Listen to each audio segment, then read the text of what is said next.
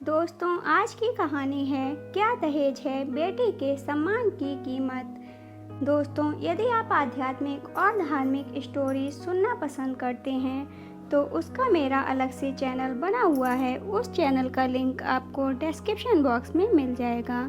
वहां पर आप जाकर के चैनल को सब्सक्राइब कर लीजिएगा। तो चलिए कहानी सुनते हैं। उर्मिला जी को आज अपने किए पर बहुत पछतावा हो रहा है, जिसे वह अपनी आंखों से आंसू बहा के कम करने की कोशिश कर रही हैं। लेकिन वो था कि कम होने का नाम ही नहीं ले रहा था। वो अपनी नफरत में इतनी आगे निकल गई थीं कि सारे रिश्ते की मर्यादा को भूल गई थीं। आंसू निकालने की कोशिश करनी भी चाहिए, क्योंकि जब उनके बेटे विशाल और पति लालचंद्र जी ने उन्हें बहुत समझाया, तब उनके ऊपर किसी बात का कोई असर नहीं हुआ और उन्होंने अपने हृदय को अपनी बहू छाया की तरफ से हमेशा कठोर और कटु ही बनाए रखा। छाया उनको एक आंख नहीं भाती थी। कारण भी क्या था? सिर्फ इसलिए कि उनकी बहू छाया एक मध्यम परिवार की लड़की थी, जो उनके उच्च कुलीन रुतबे के आगे कहीं नहीं अड़ रही थी। और यदि विशाल की शादी छाया से कराई गई तो दहेज उन्हें अपनी हैसियत के अनुसार नहीं मिल सकेगा, जिससे सोसाइटी में और दोस्तों में उनका नाम छोटा हो गया। परंतु उन्हें अपने बेटे विशाल की जिद के आगे हार मानकर छाया को अपनी बहू बनाना ही पड़ा। बेटे के आगे वो हार तो गईं, पर उर्मिला जी ने इस रिश्ते को कभी दिल से स्वीकार नहीं किया और वह जहाँ तक संभव हो सका हर वक्त और हर बात में अपनी बहू को नीचे गिराने की कोशिश करती रहीं। वह अपनी बहू के हर काम में जानबूझकर कमियां निकालती और कभी तो खुद ही पीछे से षड्यंत्र रचकर बहू के बनाए काम को बिगाड़ देती, ताकि सबके सामने उसकी इज्जत कम हो सके और उनका बेटा खुद ही छाया को छोड़ दे। वो हमेशा छाया की बुराई करती, हर आने जाने वालों के साथ। छाया के प्रति अपनी इस कटुता और मन में भरे विष के आगे उन्होंने कभी ध्यान ही नहीं दिया कि वह खुद ही अपने हाथों अपने घर में अशांति और कलह का कारण बनती जा रही हैं, जबकि उनकी बहू सबकी दुलारी, क्योंकि छाया ने हर वक्त हर बात पर अपने सुसंस्कारी और पढ़ी लिखी सभ्य होने का परिचय दिया था। कभी सास को जवाब नहीं देती। छाया ने अपनी सास द्वारा खुद पर किए हर बार को हमेशा हंस के टाल दिया, यह सोचकर कि यदि वह सही है तो एक दिन उन्हें अपनी गलती का एहसास जरूर होगा। उर्मिला जी छाया के माँ बाप को भी नहीं छोड़ती थीं। छाया को यकीन था एक ना एक दिन उसकी सास को उसकी अच्छाई दिखाई देगी। बात सच भी है, यदि आप दिल के नेक और साफ हो तो किस्मत एक दिन आपकी अच्छाई का परिचय उन लोगों को जरूर कराती है जो बिन बात आपसे बैर रखते हैं। आगे छाया की जिंदगी में हुआ भी कुछ ऐसा ही। विशाल जिस विभाग में काम करता था, वहाँ आए दिन ऐसे लोगों से भिड़ंत होती थी जो रिश्वत देकर अपना काम निकलवाना चाहते थे। परंतु विशाल अपने ईमान का पक्का और सच्चा था, इसलिए उसने कभी रिश्वत लेकर कोई काम नहीं किया। इसलिए वहां आने वाले उन जैसे लोगों के लिए विशाल पाँव में लगे कांटे की तरह चुभता था। तो उन सब ने मिलकर षड्यंत्र रचा और विशाल को झूठे केस में फंसवा दिया ताकि विशाल को जेल हो जाए और फिर वह उसके पद पर अपने आदमी को बैठवा सकें जो उन लोगों का काम आसानी से कर दे, कोई भी परेशानी ना हो उनको। यहाँ तक कि विशाल की तरफ से जो भी वकील केस लड़ने को तैयार होता, वह लोग उसे इतना डरा धमका देते कि वह केस लड़ने से ही मना कर देता।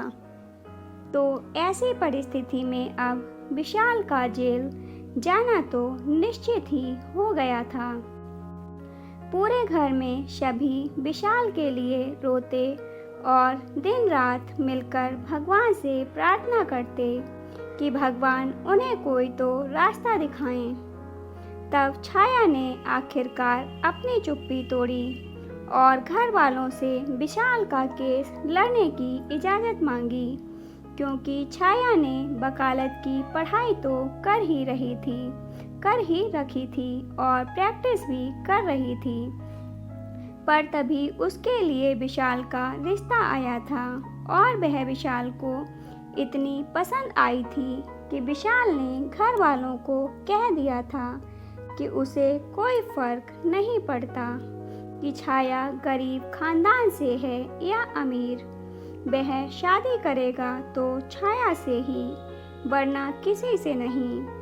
क्योंकि विशाल को छाया एकदम अपने जैसी लगी थी, नेक दिल तो इस तरह छाया का विवाह विशाल से हो गया था। परंतु उर्मिला जी ने छाया को आगे प्रैक्टिस नहीं करने दी और उसकी पढ़ाई रुकवा दी। बस वो छाया को हर बहाने दुख देना चाहती थी, लेकिन छाया ने सास की खुशी के लिए अपनी वकालत भी छोड़ दी। इसलिए आज उर्मिला जी को अब अपनी गलती का एहसास हो रहा है कि वो नफरत में क्यों इतने आगे निकल गई थीं, अच्छे बुरे की पहचान करना भूल गईं। अब वह पूरे मन से और दिल से छाया को विजय होने का आशीर्वाद देती हैं और उससे अपने किए की क्षमा मांगती हैं। छाया ने उर्मिला जी के आंसू पोंछे और उनके चरण स्पर्श किए। तब इसी के साथ दोनों के मध्य उपजे सारे गिले शिकवे आपसी प्रेम और अपनेपन की उमरी लहर में समा गए। छाया ने दिन रात एक करके तमाम तरह के सबूत और गवाह एकत्र किए, साथ ही मिलने वाली सभी धमकियों और अपने पर किए गए सभी असफल प्रहारों को निष्फल कर कोर्ट में अपने पति विशाल को बेगुनाह साबित कर दिया। विशाल पर जितने इल्जाम लगे थे सब हटा दिए गए और उसकी पोस्ट भी उसको वापस मिल गई। पूरे घर में अब फिर से खुशियां लौट आईं।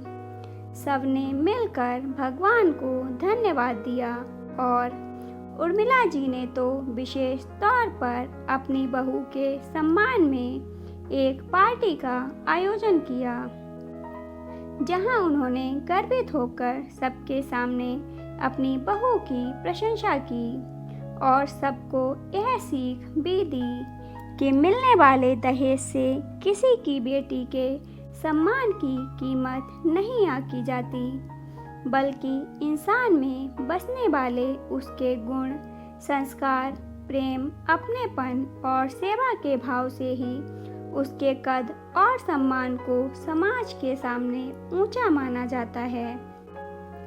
इन सब का अभाव होने पर घर में खुशियाँ कभी नहीं टिकती और इंसान को रह रहकर दुखी करती रहती हैं। इसलिए मैं तो यही कहूँगी कि प्यार करो बहू को बेटी मानकर, आपसी प्रेम संभाव का रिश्ता पहचान कर।